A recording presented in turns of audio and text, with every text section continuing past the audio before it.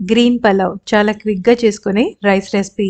Lunch box కి కానీ మనం ట్రావెల్ చేసేటప్పుడు క్యారీ చేయడానికి కానీ ఈ రెసిపీ చాలా పర్ఫెక్ట్ గా ఉంటుంది.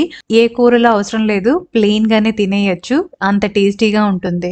ఈ పలావ్ చేసుకోవడానికి నూనె కాస్త నెయ్యి వేసి వేడయ్యాక జీలకర్ర ఒక బిర్యానీ ఆకు వేసి ఇవి ఫ్రై అయ్యాక ఉల్లిపాయలు, జీడిపప్పు, పచ్చి బఠానీలు, క్యారెట్, బీన్స్, రుచికి తగ్గ ఉప్పు వేసి ఇవి కాస్త వేగేంత వరకు మాత్రమే ఫ్రై చేసుకోవాలి. ఈలోపు కొత్తిమీర, పుదీనా, దాల్చిన చెక్క, లవంగం, యాలకులు, వెల్లుల్లి, అల్లం, పచ్చిమిరపకాయలు వేసి మెత్తగా గ్రైండ్ చేసుకొని కూరగాయలు వేగాక ఈ పేస్ట్ కొద్దిగా పసుపుని వేసి ఆయిల్ సపరేట్ అయ్యేంత వరకు ఫ్రై చేసి టమాటా వేసి 2 మినిట్స్ ఫ్రై అయ్యాక ధనియాల పొడిని వేసి ఇంకొక 2 మినిట్స్ ఫ్రై చేసుకొని తర్వాత రైస్ ని వేసి బాగా మిక్స్ చేసి వాటర్ ని వేసి 2 విజిల్స్ వచ్చేంత వరకు కుక్ చేసుకోవాలి. ఎగ్స్ తో ఎన్ని రకాల కూరలు చేసినా నాకైతే ఇలా సింపుల్ ఫ్రై అంటేనే చాలా చాలా ఇష్టం. అన్నంతో అయినా, పలావ్ లేదా బిర్యానీతో అయినా ఈ ఎగ్ ఫ్రైని సైడ్ డిష్ గా ఎక్కువగా ప్రిఫర్ చేస్తూ ఉంటాను.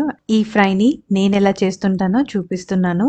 ఎగ్స్ ని ఉడికించడానికి కుక్కర్ కాకుండా ఇలా గిన్నెలోనే ఉడికిస్తాను. 15 నిమిషాలు ఉడికిస్తే చాలు, ఎగ్స్ నీట్ గా ఉడికిపోతాయి. తర్వాత ఇవి చల్లారాక పెంక్ అంతటిని తీసేసుకొని ఎగ్స్ కి ఇలా ఘాట్లు పెట్టుకోవాలి. ఇలా చేయటం వల్ల మనం ఫ్రై చేసుకునేటప్పుడు ఎగ్స్ పేలకుండా ఉంటాయి అండ్ ఉప్పు కారం కూడా నీట్ గా పడుతుంది. తర్వాత ఆయిల్ వేడయ్యాక ఎగ్స్ ని వేసి రుచికి తగ్గ ఉప్పు, పసుపు, రుచికి తగ్గ కారం, కొద్దిగా గరం మసాలాని వేసి లో ఫ్లేమ్ లో అన్ని వైపులా ఇలా నీట్ గా ఫ్రై అయ్యేంత వరకు వేయించి సర్వ్ చేసుకోవటమే.